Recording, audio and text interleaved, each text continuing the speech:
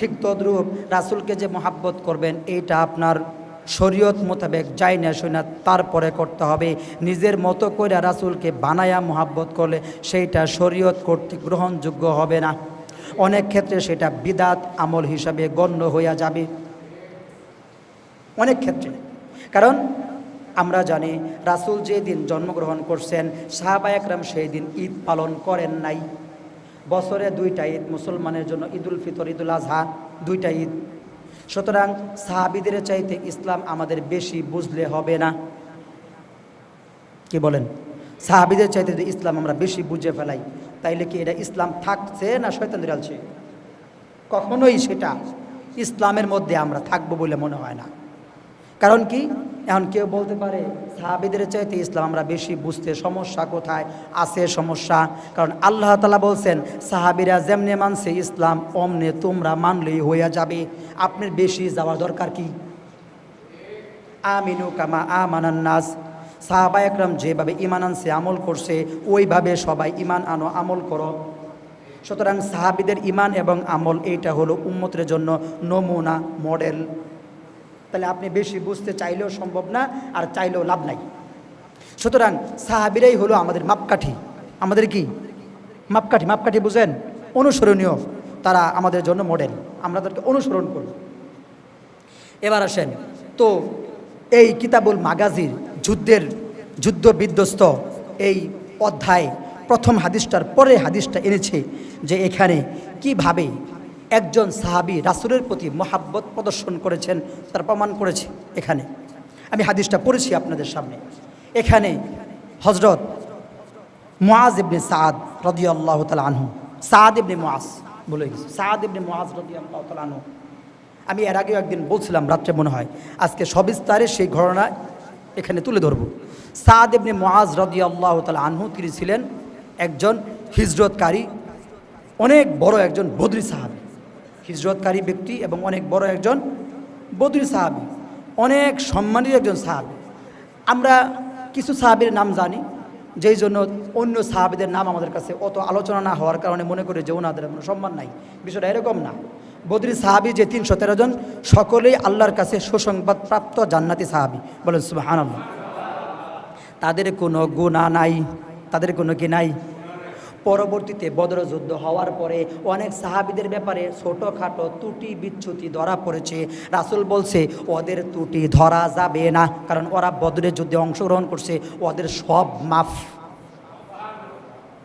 এরকম কোনো ঘোষণা যদি আমি আপনি পাইতাম, কি বলেন, আমাদের জীবন কেমন ধন্য হয়ে যেত। বদরি সাহাবীদের সব মাফ। সাদ ইবনে মুআজ তিনি একজন বদরি সাহাবী। তিনি বলেন আমি হিজরত করার পরে কয়েকদিন পরে আমার মনে হলো আমি এবার মক্কাতে যাব। কয়েকটা কারণ, এক নাম্বার কারণ হলো কাবা শরীফ জিয়ারত করব, তওয়াফ করব। দুই নাম্বার কারণ হলো আমার যে আত্মীয় স্বজন মক্কায় আছে ওদের সাথে আমি দেখা সাক্ষাৎ করব। এই উদ্দেশ্যে তিনি হিজরত করার পরে মদিনায় যাওয়ার পরে আবার মদিনার থেকে মক্কায় এসেছেন। কিন্তু আসবেন কিভাবে? একজন মাধ্যমে এসেছেন। মাধ্যমটা হলো কেরা? উমাইয়া ইবনে খলফ। মাধ্যমটাকে উমাইয়া ইবনে খলফ। উমাইয়া ইবনে খলফ সাদ ইবনে মুআজ রাদিয়াল্লাহু তাআলা আনহুর সাথে মুহাব্বত ছিল, কাফের থাকা অবস্থায় দোস্তি ছিল তার মাধ্যমে। আর উমাইয়া ইবনে খলফ সেও নেতা, আবু জাহেলের মতো সেও একজন কি মক্কার উল্লেখযোগ্য নেতা। এখন তার মাধ্যমে তিনি মক্কায় আসবেন যোগাযোগ করেছেন, যোগাযোগ করে তিনি এসেছেন। এখন উমাইয়া ইবনে খলফ সে বলতেছে আপনি যে মক্কায় আসবেন আইসা কিন্তু তাড়াতাড়ি তওয়াফ করে আবার তাড়াতাড়ি চলে যাবেন। মক্কায় তওয়াফ করাটা আপনার জন্য আমি সমীচীন মনে করি না। কারণ হলো মানুষ যদি একবার লাগিয়া পড়ে আপনারা নিরাপত্তা দেওয়া আমার জন্য কষ্টকর হয়ে যেতে পারে। তবুও আপনি যেহেতু আসবেন এবং তওয়াফ করবেন, তাড়াতাড়ি এসে তাড়াতাড়ি তওয়াফ করে আবার তাড়াতাড়ি চলে যাবেন। হযরত মুআজ সাদ ইবনে মুআজ তিনি বলেন অবশ্যই আমি মক্কায় যাব এবং তওয়াফ করব ধীরে সুস্থিতে। সুবহানাল্লাহ। তাড়াতাড়ি না, আমি আমার সাধ্যমতো আমি আমার চেষ্টা মোতাবেক তওয়াফ করতে থাকবো। তওয়াফ শেষ হইলে আত্মীয় স্বজনের খোঁজ খবর নিয়া তারপরে আমি যাব। তুমি পুরা সময় আমাকে নিরাপত্তা দিবা। এই শর্তের সাথে তিনি এসেছেন। যখন তিনি ওই উমাইয়া ইবনে খলফকে নিয়ে কাবা শরীফে গেলেন এবং তোয়াফ করলেন। তোয়াফ করার শেষ অথবা তোয়াফের মাঝখানে আবু জাহেল দেখে ফেলছে। আবু জাহেল সে তো এই কামেরই কামলা, কোথায় নেকির কাম হইতেছে শয়তানের মতো ওইখানে যে বাধা সৃষ্টি করবে। এই আবু জাহেল মার্কা লোকটি কিন্তু পৃথিবীতে এখনও আছে। আপনি একটা নেকির কাজ করবেন, শয়তানের মতো যে ওই নেকির কাজ বাধা দিবে, ওই নেকির কাজটা করতে দেবে না। এটা হলো এই মার্কা লোক, নিজেও নেকির কাজ করবে না, আরেকজনকে নেকির কাজ করতে দেবে না। আবু জাহেল বলে, হে উমাইয়া ইবনে খল, তোমার সাথে যে লোকটা, এই লোকটা কারা? সাদ ইবনে মুআজ। তোমার সাথে কি সম্পর্ক? আমার বন্ধু। তোমরা যে এরকমভাবে নিরাপত্তার সাথে কাবা শরীফ তোয়াফ করে ফেললা, অথচ তোমরা মুহাম্মদকে আশ্রয় দিয়েছ, মুহাম্মদকে আশ্রয় দিয়েছ, সেখানে গিয়েছ। আবার কোনো কোনো জায়গায় এসেছে সাদ ইবনে মুআজের বাড়ি মদিনাতেই ছিল। যাই হোক, তো ওই তোমরা যে মক্কা মদিনায় ওনাকে আশ্রয় দিয়েছ, আবার তোমরা তোমার কত বড় সাহস যে তুমি মক্কায় এসেছ তোয়াফ করার জন্য, আমার তলোয়ার তোমার জন্য প্রস্তুত।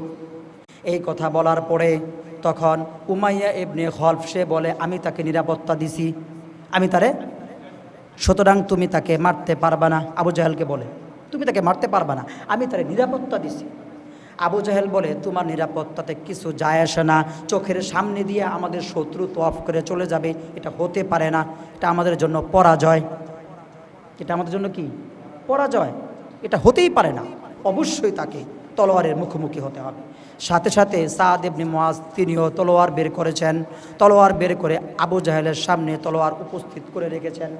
তখন আবু জাহেল রাসূলকে একটা গালি দিয়া বলেন, অমুকের ধরেন একটা গালি, ওইটা আমি না বললাম, গালি দিয়া বলেন যে তোমরা অমুককে আশ্রয় দিয়েছ, তোমরা তার ধর্ম অবলম্বন করেছ, সুতরাং তোমরা সকলেই ধর্ম ত্যাগকারী দল। রাসূলকে গালি দিয়েছেন। যখনই রাসূলকে গালি দিলেন, সাদ ইবনে মুআজের তলোয়ারটা আবু জাহেলের থুতার নিচে গলার মধ্যে নিয়ে গেল।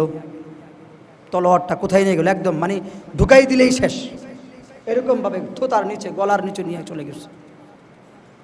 এখন উমাইয়া ইবনে খল বলতেছে, তোমরা দুইজন কি শুরু করলা? তোমরা দুইজন কি শুরু করলা?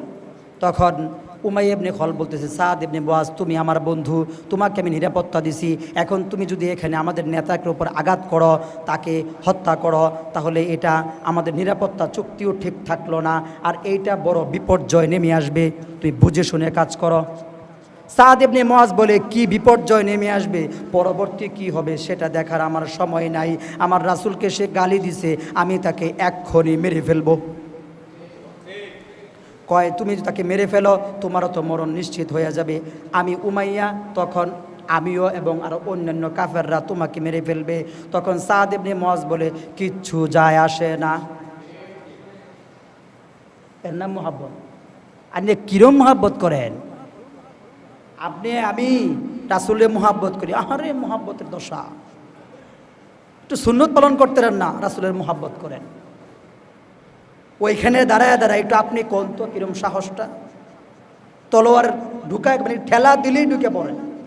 দুজনের শরীরে তলোয়ার ধরে বসে আছে, একজন ঠেলা দিলেই আরেকজনের শরীরে তলোয়ার কি হয়? ঢুকে যায়। ঢুকে গেলেই তো শেষ নাকি? গলার ভিতরে যদি ছুরিটা মোটামুটি আধা ফুট 4-5 আঙ্গুল ঢুকে যায়, ওই ব্যক্তির আর শক্তি থাকবে? মুহূর্তের মধ্যে মাটিতে লুটায় পড়বে। ওই সময় রাসূলের প্রতি ভালোবাসা বোঝানো, নিজের জীবনের বিনিময়ে একটু ওই সিচুয়েশন, ওই অবস্থায় আপনি একটু যায়া দেখেন না কিরম ঠেলা। এর নাম মুহাব্বত, এইটার নাম মুহাব্বত। আর আমরা 1500 বছর পরে এসে রাসূলের মুহাব্বত দাবি করি, একটা সুন্নত পালন করতে আঙ্গরে একবারে জীবন সব উদ্ধার হয়ে যায়। এটা সুলন পালন করতে পারি না, একটু খাবার বইয়া দস্তরখান বিছাইয়া খাবারটা খামো, এইটাও আমরা খাবার পাই না। এটা তো স্বাভাবিক একটা সুন্নত, যে কেউ পালন করতে পারে, এটাও আমরা পারি না। তো রাসূলের কবরে যে বলবেন কি আপনি? কবরে যে আপনি বলবেন কি রাসূলরে? আপনি কোন দলের লোক? আপনি অমুক দল করেন। আমি কথা কইলে তো একদিকে জায়গা, কি করবো? কিছু করার নাই। কারণ সমাজে এই পরিমাণ রোগান্বিত, এই রোগগুলো উল্লেখ না করলে একজন রুহানি ডাক্তার হিসাবে আমি উল্লেখ করে না দিলে, উলামা একরাম উল্লেখ না করলে, আপনি রোগ যদি নির্ণয় করতে না পারেন, ওষুধ খাবেন কিভাবে, সুস্থ হবেন কিভাবে? এই যে কয় না যে মান নাবিয়ুকা, তোমার নবী কি? আপনি যদি সারা জীবন নবীর দল করেন নাই, অন্য দল করছেন, তাহলে আপনি কিভাবে বলবেন হ নবী আপনি, আমি আপনার দলের লোক? বলতে পারবেন? কেমনে বলবেন? মান নাবিয়ুকা, তোমার নবী কি? এই তোমার নবীকের মধ্যে অনেকগুলো কথা। আপনি সারা জীবন রাসূলের দল করেন নাই। রাসূল যে ইসলাম প্রতিষ্ঠা করার জন্য পৃথিবীতে এসেছেন, সেই চিন্তা ভাবনা আপনি কোনোদিন রাসূলকে আপনি আগে থেকে দেখছেন যে আপনি কবরে রাসূলকে চিনে ফেলবেন? দেখছেন আপনি? সারা জীবন রাসূলের আদর্শ দুনিয়াতে বাস্তবায়ন করতে পারলেই না আপনি রাসূলকে কবরে চিনবেন, ঠিক না? জীবনেও আপনি রাসূল যে উদ্দেশ্যে পৃথিবীতে এসেছেন, সেই উদ্দেশ্য আপনি কি করেন নাই? বাস্তবায়ন করার জন্য আপনি দৌড়ান নাই, চেষ্টা করেন নাই, মেহনত করেন নাই। আপনি কেমনে কবেন কবরে যে হ রাসূল আপনি আমাদের নবী? আমার তো বুঝে আসেন, আপনি কেমনে বলবেন? আপনি তো রাসূলকে দেখেন নাই। আপনি যখন রাসূলের আদর্শ বাস্তবায়ন করার জন্য দিক দিগন্তে ছুটবেন, দৌড়াবেন, মেহনত করবেন, তখন আপনার সাথে রাসূলের আভ্যন্তরীণ আন্তরিকতার একটা কানেকশন হয়ে যাবে। দেখা মাত্রই বলবেন যে ইনিই আমাদের নবী, ইনিই আমাদের কি? কিতাবের ভিতরে আছে কেউ যদি রাসূলকে চিনতে না পারে, ওর জীবনের 12টা কবরে বেজে যাবে। খুব খারাপ কথা, কিন্তু কবরে যান খালি কই কবরের ওয়াজ করেন, এই কবরের ওয়াজই সব করতেছে। কেউ যদি রাসূলকে দুইভাবে রাসূলকে দেখানো হবে। একটা হলো রাসূলের আকৃতি তার সামনে হঠাৎ তুলে ধরা হবে যে এই ব্যক্তি কে বলো, অথবা রাসূলের কবরের সাথে তার কবর সুরঙ্গ করে দেওয়া হবে, অর্থাৎ গর্ত করে দেওয়া হবে গুল করে, চাইলেই সে রাসূলকে দেখতে পারবে। অর্থাৎ একদিকে তাকাইতে বলা হবে, ওইদিকে তাকাইলেই সে রাসূলের কবরে রাসূল যে বসে আছেন সেই অবস্থা সে দেখতে পারবে। যে কোনো দুইটা সুরতের হাদিসে দুইটার কথাই আসছে, যে কোনো একটা সুরত হতে পারে। কিন্তু ওই দিন যদি কেউ ওই কবরে যদি কেউ রাসূলকে চিনতে না পারে, কিতাবের ভিতরে আসছে ওর জীবনের কবরে 12টা বাজা শুরু হয়ে যাবে। 3টা প্রশ্ন হবে, 3টা প্রশ্নেরই উত্তর দিতে হবে। একটা প্রশ্নের উত্তর দিবেন আর 2টা পারবেন না, এটা হবে না। আর কিতাবে আসছে যে পারবে না সে একটাও পারবে না। যে পারবে না, তার মানে আপনি আল্লাহরে ভালো করে মানছেন, রাসূলকে ভালো করে মানেন নাই। আপনার আল্লাহরে মানাও ওইছে না। কথা বুঝছেন? একটার সাথে আরেকটা সম্পর্ক, একটার সাথে আরেকটা সম্পর্ক ট্রেনের বগির মতো। এইটা ছাড়া ওইটা হবে না, ওইটা ছাড়া ওইটা হবে না, একটা না হলে কোনোটাই হবে না, এরকম একটা অবস্থা। আপনি ইসলাম মানছেন, কিন্তু ইসলাম আপনি আল্লাহর হুকুম মোতাবেক মানেন নাই, রাসূলের তরিকা মোতাবেক মানেন নাই। আপনি প্রথম প্রশ্ন পারলেন না, ইসলাম কি এটা বলতে পারবেন, কিন্তু রাসূলকে আপনি মানেন নাই, ওইটা বলতে পারলেন না। মাঝখানে ইসলাম কি এটাও বলতে পারবেন না, ওটা আসবে না। যে পারবে সে 3টাই পারবে, যে পারবে না সে একটাও পারবে না। তার মানে আপনি যদি 3 বিষয়ের কোনো এক বিষয়ে না মানেন আর 2 বিষয় ভালো করে মানেন, ওইটা মানা হয়েছে না, সবটি মানতে হবে। তাহলে আপনি যে রাসূলের আদর্শ বাস্তবায়ন করার জন্য দৌড়ান না, তাহলে আপনি কেমনে কবেন কবরে যে রাসূল ইনি আমাদের নবী? এটা আপনি কেমনে বলবেন? এত সহজ মনে করছেন কবরে? এত সহজ মনে করছেন? কবর এত সহজ জায়গা না, সহজ জিন্দেগি না। ওইখানে সব কিছু মোকাবেলা আপনাকে একাই করতে হবে। আপনি ডাক দিবেন, আরেকজন চলে আসবে আপনাকে বাঁচানোর জন্য? কেউ আসবে না। সারা জীবন চিৎকার চেঁচামেচি করে মরে যাবেন, মরবেনও না। কবরে কেউ মারা যাবে? শাস্তি হতেই থাকবে, মরার উপক্রম হয়ে যাবে, কিন্তু মরবে না। আবার তাকে শাস্তি দেওয়া হবে, চলতেই থাকবে। সাদ ইবনে মুআজ রাদিয়াল্লাহু তাআলা আনহু তিনি ঘোষণা করলেন, অবশ্যই আমি আমার জীবনের চাইতেও রাসূলকে বেশি ভালোবাসি। আমার জীবন যদি এখানের কাফেররা হত্যা করে ফেলে, আমাকে মেরে ফেলে, তবু আজকে আমি আবু জাহেলকে মেরে ফেলব, আজকে আমি আবু জাহেলকে মেরে ফেলবো। তখন উমাইয়া ইবনে খলফ সে মধ্যস্থতা করতেছিল, কারণ সে তো এখানে নিরাপত্তা দিয়ে নিয়ে আসছে, না সে এই পক্ষে কথা বলতে পারতেছে, না সে কাফের হওয়ার কারণে ওই পক্ষে কথা বলতে পারতেছে। তখন তার সমস্যা সৃষ্টি হয়েছে। তখন সে বলতেছে, আপাতত আপনারা 2 জন থামেন, আমি সমস্যার সমাধান করতেছি। তখন সাদ ইবনে মুআজ বলে, ও উমাইয়া ইবনে খলফ, ভালো করে শোনো, আমি আল্লাহর কসম খেয়ে বলছি, রাসূলের মুখ থেকে আমি শুনেছি রাসূল নিজে তোমাকে হত্যা করবে। রাসূল তোমাকে কি করবে? হত্যা করবে। এবং আরও একটা খবর সই না রাখো, তোমাদের যে নেতা আবু জাহেল, সেও সামনে যুদ্ধ সংগঠিত হবে, ওই যুদ্ধে আবু জাহেল নিহত হবে। এই কথাটা সাদ ইবনে মুআজ রাসূলের কাছ থেকে শুনেছেন এবং ওইখানে যায় বলে আসছেন। যখনই বলে আসছেন তখন এবার শুরু হইল উমাইয়া ইবনে খলফের মাথার মধ্যে নানান ধরনের চিন্তাভাবনা। উমাইয়া ইবনে খলফ ওই সাদ ইবনে মুআজ রে ওইখানে রাইখাই তাড়াতাড়ি করে বাড়িতে চলে গেছে, যা স্ত্রীকে বলতেছে মুহাম্মদ নাকি বলছে আমাকে মেরে ফেলবে, তার হাতে নাকি আমার জীবন, সে আমাকে মেরে ফেলবে। তখন তার স্ত্রী বলে, কে কি বলছে না বলছে এটা নিয়ে এত চিন্তা ভাবনার কিছু নাই। তখন উমাইয়া ইবনে খলফ বলে, হে আমার স্ত্রী, তুমি ভালো করে শোনো, মুহাম্মদকে আমরা ধর্মীয়ভাবে স্বীকার করতে না পারি, তার উপরে আমরা ঈমান আনতে না পারি, তার ধর্ম আমরা পালন করতে না পারি, কিন্তু যেই কথা মুহাম্মদ বলছে আসমান জমিন মিথ্যা হতে পারে, তার কথা মিথ্যা না, আমি তার হাতেই মারা যাব বলে যেতে ফেলছে মুহাম্মদ, অবশ্যই আমি তার হাতে মারা যাব। কাফের রাসূলের কথা এইভাবে বিশ্বাস করছে, ১৫০০ বছর পরে এসে মুসলিম হইয়াও রাসূলের কথা আমরা বিশ্বাস করি না। রাসূলের কথা আমাদের পছন্দ হয় না, শুনতে তিতা লাগে। আপনি কিসের উম্মত হয়েছেন? রাসূলের মুহাব্বত আপনার অন্তরে নাই, আপনি উম্মত দাবি করেন। এটা শেষরা উম্মত, রাসূল নেয় না। রাসূলের উম্মতের, বালা উম্মতের রাসূলের অভাব নাই। রাসূল বলছেন, কিয়ামতের মাঠে সবাইরে আমি শাফায়াত করতাম না, এবং আমি অনেকে শাফায়াত করতে চাইলেও পারতাম না। ফেরেশতারা বলবে, আপনি শাফায়াত কেমনে করবেন? এদের সামনে দেওয়াল পড়ে যাবে। ওরা আপনার দিন দুনিয়ার বুকে টিকায়া রাখার জন্য কিচ্ছু করে নাই, এখন আপনি বলেন এদের শাফায়াত করবেন কি করবেন না? রাসূল বলবেন, চোকান, দূর হয়ে যাও, দূর হয়ে যাও। সহজ জিনিস মনে করছেন আপনি? রাসূল বলছেন, হে আমার সাহাবীরা, তোমরা আমার সাহাবী, আমার ভাইদের সাথে আমার সাক্ষাৎ করতে মন চায়। হুজুর, আপনার ভাই আবার কারা? আমরাই তো আপনার ভাই। না, আসতাম না, আমার মৃত্যু নিশ্চিত, কারণ আমাকে বলে দিছে, হ্যাঁ ওই সাহাবী আমাকে বলছে আমার মৃত্যু তার কাছে, এখন আমি যে কোনো মূল্যে সে আমাকে মেরে ফেলবে, কিভাবে বাঁচা যায়? এই জন্য সে ওই বদর যুদ্ধ সংগঠিত হওয়ার আগে বহু প্রচেষ্টা করছে, লোকজন গুছাইছে যে কোনোভাবে যেন না যাওয়া লাগে, এবং সে আরও কয়েকজন লোক ভাড়া করছে যাতে করে তারে নিরাপত্তা দিয়ে রাখে।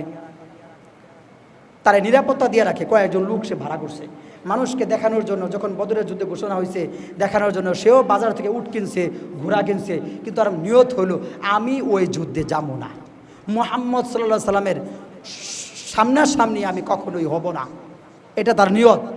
কিন্তু কে তাকে বাঁচায়? কে তাকে বাঁচায়? সে হাজার চেষ্টা করেও যুদ্ধ থেকে পিছপা হতে পারে নাই। আবু জাহেল বলছে, তুমি যদি যুদ্ধে না যাও এই যুদ্ধই হবে না, অবশ্যই যাইতে হবে, এই যুদ্ধে তোমাকে অবশ্যই যাইতে হবে। তুমি এত যদি ভয় পেয়ে থাকো, তাহলে আমি বলে দেই, যত ধরনের নিরাপত্তা সবাই তোমারে দিবে, তুমি সবার পিছনে থাকবে, তোমাকে কয়েকজন নিরাপত্তারক্ষী তোমাকে পাহারা দিবে, তাও তুমি চিন্তা করো না, অবশ্যই তোমাকে যুদ্ধে যেতে হবে। সে যুদ্ধে যাইতেছে আর বলতেছে, এই শোনো, আমার নিরাপত্তা প্রহরী যারা আছো, আমি কিন্তু অবশ্যই মারা যাব। এত কিছু হইতেছে, তার মন থেকে ওই কথা যাইতেছে না, মুহাম্মদ বলছে আমাকে হত্যা করে ফেলবে। ওই যে মনের মধ্যে একটা জিনিস বইসা গেছে, ওইটা কিন্তু আর মনের থেকে সরতেছে না। কেমন বিশ্বাসটা করছে রাসূলের, কেমন বিশ্বাস যে ইনি বলছে এটা হয়ে যাবে। তখন সে ওসিয়ত করে যায়, এ আমার নিরাপত্তা রক্ষীরা, আমি কিন্তু অবশ্যই মারা যাব, মারা যাওয়ার পরে আমার ফ্যামিলিটা তোমরা দেখে রাখো। কথা বুঝতে পারছেন? 100% সে নিশ্চিত হয়ে গেছে মুহাম্মদ সাল্লাল্লাহু আলাইহি সাল্লামের হাতে আমার মৃত্যু নিশ্চিত। বাস, যে কথা সেই কাজ। বাস, যুদ্ধে গেছে, যুদ্ধ তো হয়েছে, বদরের যুদ্ধে হয়েছে, সেখানে আবু জাহেল মারা গেছে। আবু জাহেলের অংশটা এখানে নাই এই হাদিসের মধ্যে। আবু জাহেল কেমনি মারা গেল সেই বিষয়টা এখানে উল্লেখ করা নাই, ওটা আরেকটা হাদিসে উল্লেখ করা আছে।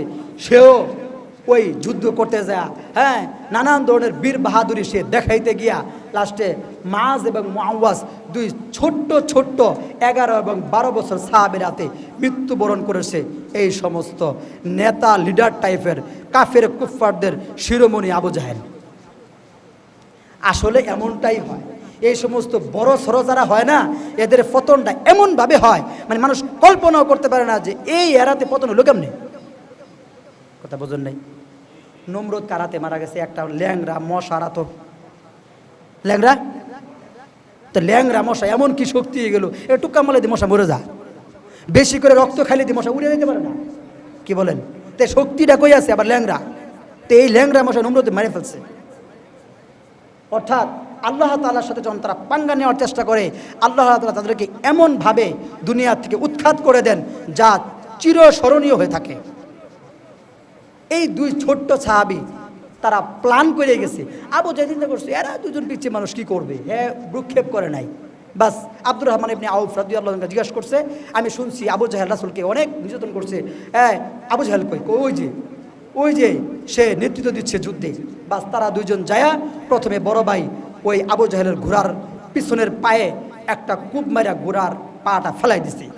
তো ঘোড়া যতই বাহাদুরি ঘোড়া হোক না কেন, পা যদি একটা পড়ে যায় তো ঘোড়া শক্তি কমে যায় না, সাথে সাথে ঘোড়া কাইত হয়ে গেছে, আবু জাহেল নিচে পড়ে গেছে। নিচে পড়ে যাওয়ার সাথে সাথে ছোট ভাই মুআজ আবু জাহেলের একবারে বুক বরাবর কয়েকটা কূপ দিছে, এবং আরেক ভাই ওই যে ঘোড়ায় পায়ে কূপ দিল সে আবার আবু জাহেলের পায়ে কূপ দিছে, না দৌড় মারতে না পারে। কয়েকটা পরপর কয়েকটা তার শরীরে আঘাত পড়ার কারণে তখন আবু জাহেল আর সামনে আগাইতে পারতেছে না। পরে আব্দুল মাসউদ বলছেন যে ঠিক আছে তোমরা ছোট মানুষ, তোমরা সাইডে দাঁড়াও, বাকি কাজটুকু আমি শেষ করি। তখন আবু জাহেল কি বলে? আবু জাহেল বলে আমার তো মনে হইতেছে আমি মইরেই যাব, তাহলে তোমরা এক কাজ করো, আমাকে মারার পরে আমার মাথাটা তোমরা একটু বড় কইরা কাইটো, যাতে করে সমস্ত কাফেরদের মাথার মধ্যে আমার মাথাটা রাখলে মানুষ বুঝতে পারে এটা আবু জাহেলের মাথা। মইরা হাইরাও নেতৃত্ব যেন শেষ না হয়ে যায় ওই চিন্তায় ব্যস্ত। বুঝেন নাই? মইরা যাইতেছে, মইরা যাওয়ার পরেও যেন মানে বড় মাথা থাকলে যেন সবাই বুঝে যে এর মাথাটা বড় আছে, হে আমার নেতা, এটা মানুষ মনে করে, এই জন্য আমার মাথাটা একটু বড় করে কাইটু। কিতাবে আসছে ওর গাড়ি একটু আসলে বড় আছিল, গাড়ি একটু কি আছিল, সবার চাইতে ওর একটু লম্বা দেখা যেত। তাইলে বুঝেন এই আবু জাহেল মার্কা নেতা কিন্তু পৃথিবীর বিভিন্ন প্রাঙ্গণে এখনো আছে। ওরা কিন্তু ইসলামের জন্য দৌড়ায় না, মরে যাওয়ার পরে ওর নাম কেড়ে নিব সেই জন্য দৌড়ায়। কি বলেন? মরে যাওয়ার পরে তোমার নাম কেউ নিলেই কি না নিলেই কি, তোমার কব্বরে যদি আগুন জ্বলে মানুষের সারা জীবন তোমার নামে তসবিহ জপলেই কি। কি বলেন? তোমার নামে সারা জীবন কোনো কিছু নাম তোমার নাম জপলে লাভ আছে? লাভ আছে যদি আমল পাঠায়। কি পাঠায়? আমল পাঠালে লাভ আছে। আমল যদি না পাঠায় ওই তসবিহ জপাতে ওই নাম নেওয়াতে তোমার কবরের আগুন নিভবে না। কি বলেন? আমরা বাংলাদেশে সোয়াব পৌঁছানোর নামে শোক দিবসে লেখা থাকে, ওই শোক দিবসের যে আপনার কি থাকে ছাউনি থাকে, যেখানে বিভিন্ন ধরনের বিরিয়ানি খিচুড়ি ভুনা খিচুড়ি এই সেই প্রস্তুত করা হয়, ওইখানে লেখা থাকে মিলাদ ও কুলখানি এই সেই। আবার দেখি ওইখানে সাউন্ড বক্সে গানও বাজতেছে। তাইলে শুধু মিলাদ কুলখানি সোয়াব পৌঁছাইতেছ না, সাথে সাথে গানের গুণাটাও পৌঁছাইয়া দিতাছ। কি বলেন? কবরে সোয়াব যাবে গা, এত সহজ মনে করছ?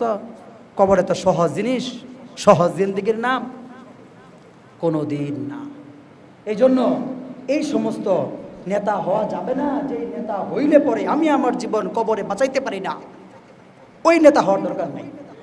আপনি এমন একজন নেতৃস্থানীয় ব্যক্তিবর্গ হন যে হওয়াতে আপনাকে পৃথিবীর মানুষ যেমনিভাবে স্মরণ করবে এবং কবরে আমল পাঠাবে, আপনি কবরে যাও সেখানে আপনি নেতৃত্ব দিবেন, আপনি সেরকম মানুষ হন। কি বলেন? যাতে কবরে আপনার আগুন না জ্বলে। আপনার কবরে আগুন জ্বললে আপনার কষ্ট না লাগলেও আঙ্গুর একটু কষ্ট লাগে, কারণ আমরা আপনার মহব্বত করি, তো এই জন্য কষ্ট লাগে। মুসলমান ভাই যে আপনি, এই জন্য মানবিকতা যে আমাদের মধ্যে আছে টুকটাক, এই জন্য। নাহলে আপনার কবরে আগুন জ্বললে আমার তো কিছু হওয়ার কথা না। কি বলেন?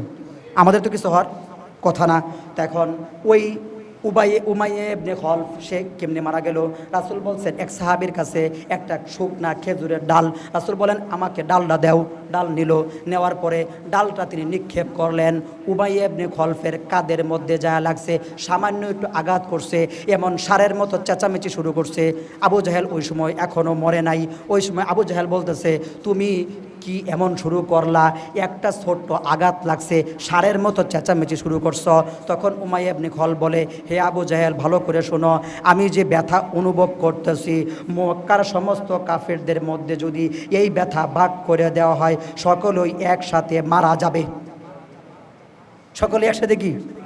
তুমি জানো না এটা কার আঘাত? আমারে বলছে যুদ্ধের আগে বলছে আমারে সে মেরে ফেলবে, আমার তো মনে হচ্ছে এই আঘাতেই আমি মারা যাব। কিতাবের ভিতরে আছে যুদ্ধ থেকে ফিরে আসার সময় বা যুদ্ধ শেষ হতে হতে অবস্থায় ওই উমাইয়া ইবনে খলফ ওই আঘাতের কারণে চেঁচামেচি করতে করতে মারা গেছে। ছোট্ট একটা আঘাত, ছোট্ট একটা কি আঘাত। এই ঘটনা আমার আপনার সামনে আজকে 12ই রবিউল আউয়াল এই মাস চলতেছে সিরাতুন নবী রাসূলের জীবন চরিত্র নিয়ে আলোচনা করার মাসে আমার এই ঘটনা বলার দ্বারা মুখ্য উদ্দেশ্য হইল রাসূলকে ভালোবাসতে হবে আমাদের মতো করে না, রাসূলকে ভালোবাসতে হবে সাহাবা একরামের মতো করে। এবং রাসূলের ভালোবাসা শুধু মুখে প্রকাশ করলে হবে না, কাজে কর্মে তা বাস্তবায়ন করে প্র্যাকটিক্যালি দেখায় দিতে হবে।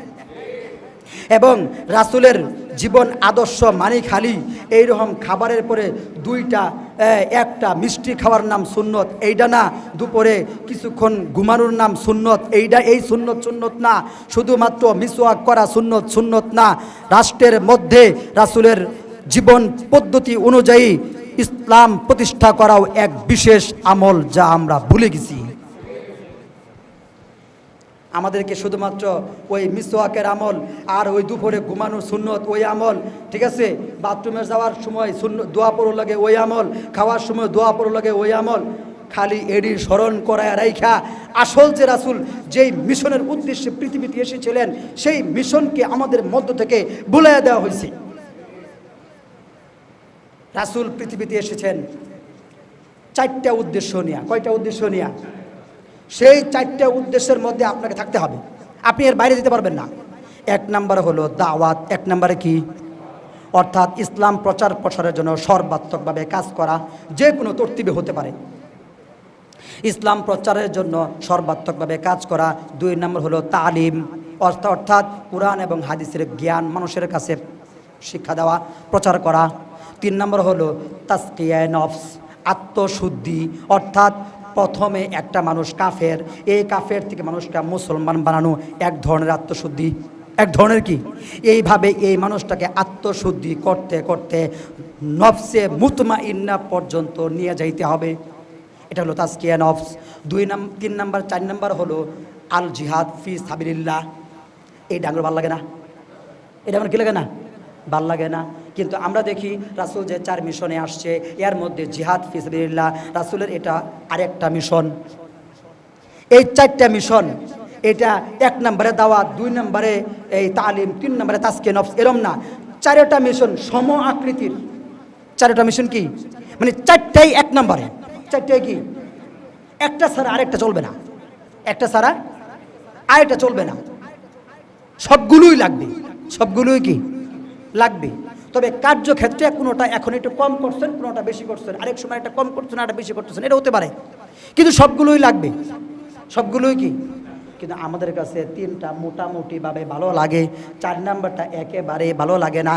এবং আমরা এটাকে এই এত বছর ধরে একটা তকমা দিয়ে আসছি, যারা জিহাদের সাথে যুক্ত হবে, জিহাদের কথা বলবে, জিহাদের নাম নিবে, তারা সন্ত্রাসী, তারা জঙ্গি, তারা খারাপ, তারা সমাজ থেকে বিচ্যুত, তারা এই সেই যত ধরনের উপাধি দেওয়া যায় দিছি। কী লাভ হয়েছে? ইসলামের কোনো ক্ষতি হয়েছে? ইসলামের কোনো ক্ষতি হয়েছে?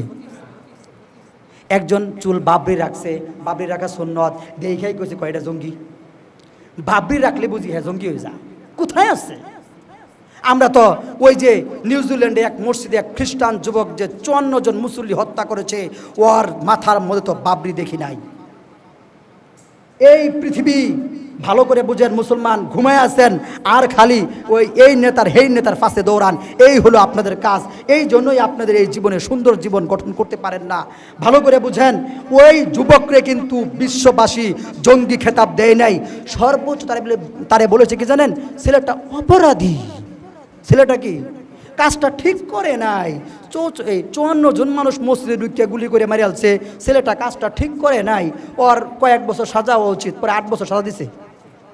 কবে সাজা দিছে? 54 জন মুসল্লি হত্যা করার নাম 8 বছরের সাজা। কি বলেন?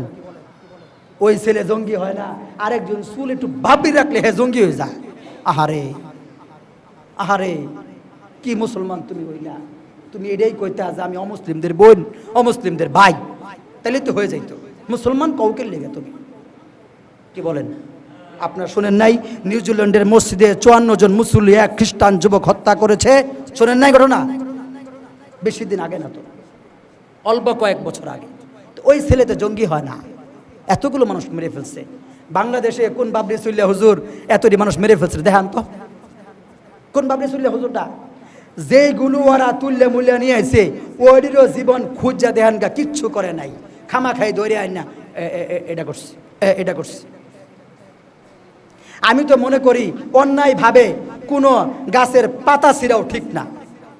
কারণ আমার ধরে নিয়ে কয় জঙ্গি সারা জীবন এই এই এই জঙ্গিবাদী টিমের সাথে ছিল, ওই জঙ্গিবাদী টিমের সাথে ছিল, এই ছিল সই ছিল, নানান ধরনের কায়দা কৌশলে বানায়া আমার ছড়ায় থাকে। তাইলে এটা কি করার আছে আমার? আমি তো মনে করি গাছের পাতা ছিঁড়াও ঠিক না, অন্যায়ভাবে। কি বলেন? ইসলাম যারা প্রকৃতভাবে লালন করে অন্তরে, তারা কখনোই মানুষ মারে না। মানুষ ওরাই মারে যারা মানুষ দিয়ে ব্যবসা করে, যারা মানুষ দিয়ে কি করে, চাইলে যখন যার মনে চায় তাকে মেরে ফেলে, চাইলে যখন যার মনে চায় তাকে তারা বাঁচিয়ে রাখে।